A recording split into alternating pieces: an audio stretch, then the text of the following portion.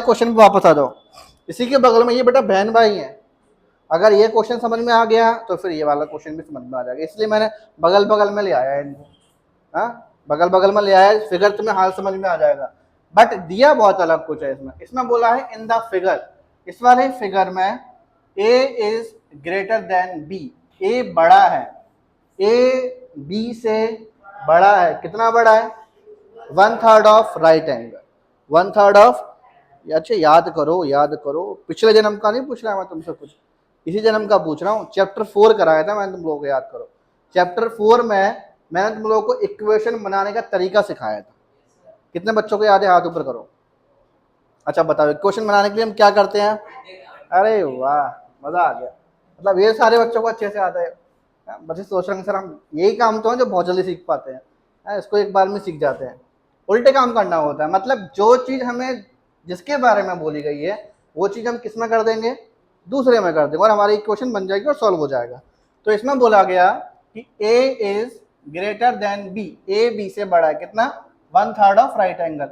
यहाँ बेटा 1/3 of right angle का मतलब है 1/3 मल्टीप्लाई 90। समझ में आया? ये जो लिखा है ना 1/3 ऑफ राइट एंगल मतलब 1/3 इंटू 90। अब जरा इसको इक्वेशन के फॉर्म में लिखते हैं। पहले इसमें लिखा है कि ए जो है बड़ा है, किससे बड़ा है भैया? 1 बी से। ये 1/3 था तो इसको बड़ा कर दे, इससे उल्टे काम कर रहे हैं ना, ये बड़ा है तो इसको बड़ा कर दो। कितना बड़ा है? 1/3 ऑफ 90 डिग्री। अब बेटा यहाँ देखो, 3 1 जा 3 और ये 3 30 जा, हो जाएगा कि नहीं हो जाएगा? उसके बाद a is equals to B plus 1 का 30 से किया तो मेरे पास अभी a की वैल्यू ये निकल कर आ गई। इसको मैंने फर्स्ट इक्वेशन डाल के छोड़ दिया। चेक करो वहाँ पे भी कुछ इस तरह का सिलसिला था कि नहीं था?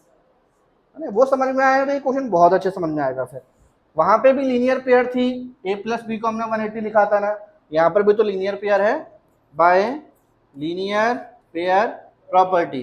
तो a plus B is equals to में 180। ए की वैल्यू पुट कर दो, ये वाला ए नीचे पुट कर दो। कितना है? बी प्लस, नाम में क्लियर है ना? बी की ए की वैल्यू बी प्लस 30, बी को बी छोड़ दो और ये 180। बी प्लस बी, अरे बोलो 2b प्लस 30।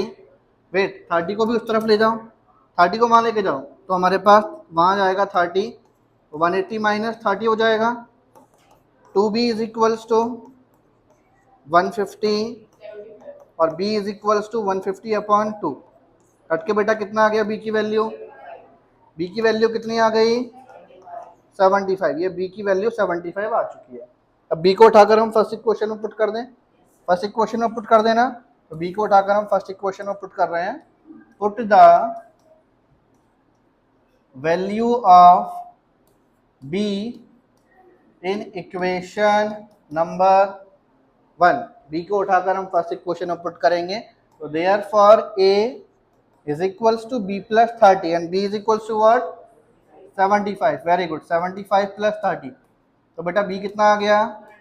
105। और लास्ट में अब क्या कमी रह गई? वेरी गुड, अब तो ये चीज तुम्हें रट गई होगी, अब तो रट गया होगा है ना कि देयरफॉर डाल के लिखना होता है। ये बहुत अच्छी चीज है पता, और ये बहुत कम लोग बताते हैं और बच्चे इसको नजरअंदाज कर देते हैं कि भाई कोई मतलब तो है नहीं, लेकिन इससे तुम्हारे आंसर का जो सॉल्यूशन होता है ना बड़ा सुंदर हो जाता है। लगता है कि हाँ भैया कोई सभ्य व्यक्ति ने इस क्वेश्चन को सॉल्व किया है।